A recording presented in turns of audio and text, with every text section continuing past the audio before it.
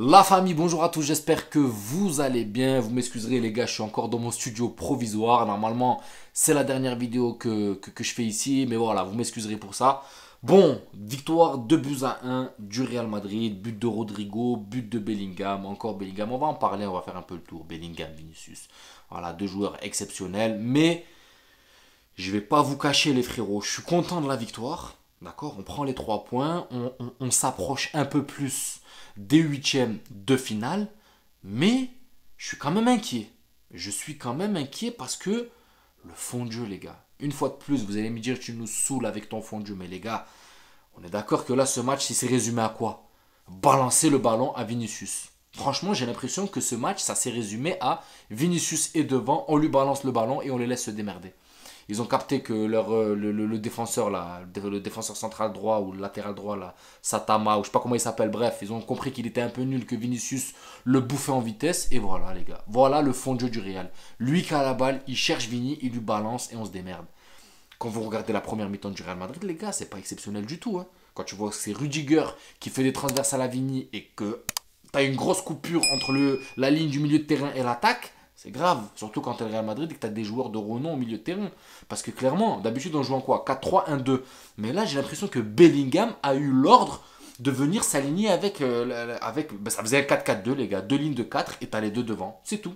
T'avais Nacho qui envoyait les balles à Rodrigo et t'avais Rudiger qui envoyait les balles à Vinicius. Ça s'est résumé à ça. Et par contre, il y avait une coupure entre la ligne du milieu et l'attaque. Il n'y a personne qui a pu un peu faire cette construction, ces combinaisons entre le milieu et l'attaque. Donc c'est pour ça que c'est Rudiger qui en avait marre qu'il n'y ait pas cette liaison entre le milieu et l'attaque qui envoyait des transversales à Vini. Et ça s'est résumé à ça. C'est pas un fond de jeu, les gars. Parce que là, ça peut passer contre Braga, il n'y a pas de problème. Mais quand on va commencer à approcher les huitièmes de finale et qu'on va tomber contre des équipes un peu plus relevées. Mais même là, juste là, avec le Classico, on va le voir. Si ça continue à jouer comme ça va être très très compliqué. Et c'est pour ça, quand je dis que je suis quand même inquiet, c'est par rapport à ce fond de jeu, les frères. Les gars, le Real n'a pas brillé, on gagne, hein. Je suis content, hein. Je vais pas vous mentir, je suis content de la victoire parce qu'on prend quand même, on assure l'essentiel. Il y a eu des phases de maîtrise et tout, mais on n'était pas loin de se faire reprendre, les gars.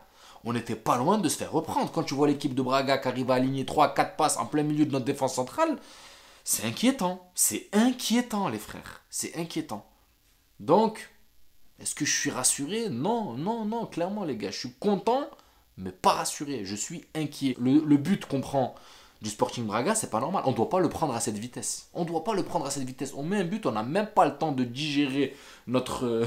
Voilà, on est content du but et hop, on en prend un direct après. C'est pas normal. En l'espace de 2 minutes, pour moi, c'est juste un manque de concentration ou un. Voilà, on a trop pris en assurance, on s'est laissé aller et bam, on l'a pris en l'espace de 2 minutes. Alors qu'on avait juste à bien resserrer. En fait, c'est ce qui se passe à chaque fois, ou en première mi-temps ou en deuxième mi-temps. Ben là, dès qu'on a mis ce but, on est retombé dans notre travers, on s'est laissé aller, on s'est dit on gagne 2-0, bam, on leur a redonné un coup de morale. Et ce coup de morale, vous avez bien vu les gars, ce que ça a fait juste après. Ça a relancé le Sporting, parce qu'après, difficulté encore à gérer, difficulté à... Voilà, ça a été compliqué, ils ont commencé à reprendre l'ascendant psychologique, et ça a été dur de gérer. On est repassé avec ces deux lignes de 4 défensives, et c'était franchement compliqué. Donc maintenant, je vais faire un peu le tour du joueur parce que franchement, déjà sur le but de Braga, Kepa, il pouvait fermer parce que il était excentré, il était sur le côté, il a tiré l'attaquant de Braga. Franchement, il y avait peu de chances qu'il fasse un croisé. C'était sûr qu'il allait mettre du côté où il y avait Kepa. Kepa la touche. Pour moi, il doit fermer ce côté. Et là, c'est la différence que je vois entre Courtois. Courtois l'aurait arrêté ce genre de frappe. Clairement, même si, voilà, c'est à bout portant, il a envoyé un pétard, mais je vous dis que Courtois aurait pu l'arrêter, il serait mis bien en face, il aurait fermé carrément cet angle. Là, Kepa, il a mis sa main, il a touché la balle, mais voilà, l'angle n'était pas fermé. Donc pour moi, il a quand même une petite part, il aurait pu le freiner. Il y a une grosse part de responsabilité par rapport à la défense qui a été un peu, voilà, qui s'est laissé aller, mais Kepa pouvait quand même arrêter cette balle. Ensuite, défensivement, je ne vais pas vous mentir, Nacho Rudiger, je les ai trouvés costauds, très très bons. Le petit Fran Garcia, bon, ça ne respecte pas la sérénité en aspect défensif, mais aspect offensif, il apporte énormément, il dédouble énormément. Puis voilà, en fait, lui et Mendy sont complémentaires malheureusement, mais voilà, nous, il nous faudrait ces deux qualités dans un seul joueur. Là, on en a un qui se projette et qui est mauvais défensivement. Bon, voilà, ça va encore se perfectionner. Et on en a un qui est très très bon défensivement, mais qui se projette peu pour assurer le coup défensivement. Donc voilà, il va falloir faire un juste milieu. Donc dès qu'il va vouloir voilà, foudroyer Carleto, il va mettre Fran Garcia. Et quand il va vouloir assurer, parce qu'on a pris l'ascendant, on a mis des buts et tout, ben, il va faire entrer Mendy. Donc voilà, les deux sont complémentaires, donc on pourra réussir à bricoler. Carvajal, une fois de plus, il est exceptionnel. Lui, c'est un cheat code. Lui, dès qu'il met le brassard, c'est cheat code, les gars. Il est fort, il est bon. Même si aujourd'hui, un peu en dessous par rapport à d'habitude, parce qu'il n'avait pas le brassard, les gars. C'est Nacho qui l'a récupéré. Mais sinon, Carvajal, très très bon, encore une fois de plus. Au milieu de terrain, Camavinga, il a eu un peu de mal à se lancer, mais quand il a été lancé, il a été phénoménal. Au milieu de terrain, il a récupéré toutes les balles. Il a été là, il a été costaud. Franchement, Camavinga, il est très très important. Mais ce poste de 6, pour moi, il doit être réservé à Tchouaméni. D'ailleurs, là, il n'y a pas eu de 6, il n'y a pas eu de... C'était deux lignes de 4 et devant Rodrigo et Vinicius. Il n'y avait pas eu de 6 ou quoi. C'est à partir de la deuxième mi-temps qu'on a commencé à voir plus de jeu. Voilà, un Bellingham plus en amont. Et là, ça a permis de mieux combiner. Il s'est rapproché de Vinicius. Et c'était beaucoup plus intéressant à voir, les frères.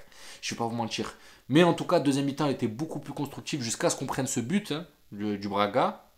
A été beaucoup plus constructif que la première. Parce que la première, les gars, je sais pas si je suis en train de regarder le Real Madrid ou Mallorca. Je vais pas vous mentir, sans manquer de respect à l'équipe de Mallorca. Mais bon, voilà. Quand tu es le Real et que tu es une équipe de renom et que tu as 14 LDC, voilà, te faire bousculer par Braga, et me dites pas que non, c'était la phase d'observation. Non, non, les gars, c'était pas la phase d'observation. On était en rupture de fond de jeu, les gars. Vinicius, heureusement, parce qu'on a un Jude Bellingham qui n'allait pas être au top à tous les matchs, les frères, et encore, il est pas au top. Et même quand il est pas au top, il arrive à assurer l'essentiel, marquer alors qu'on lui demande même pas de le faire. Il arrive à marquer.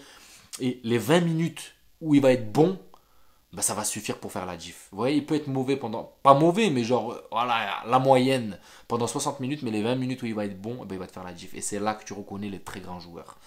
Mention spéciale, Bellingham, très bon. Mais par contre, quand tu en as un qui a baissé un peu le régime, qui a eu que 20 minutes, bah, à côté, tu as Vinicius qui explose. Franchement, Vinicius, les gars, il fait un match exceptionnel. On va pas se mentir, il fait un match de feu.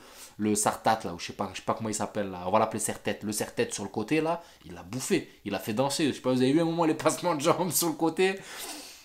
Franchement, s'il aurait mis un petit point à l'autre parce qu'il a tenté un dribble quand le deuxième défenseur est arrivé, il lui aurait mis un petit point, ça aurait été humiliation totale. Parce qu'il a allumé tout le match, les frères.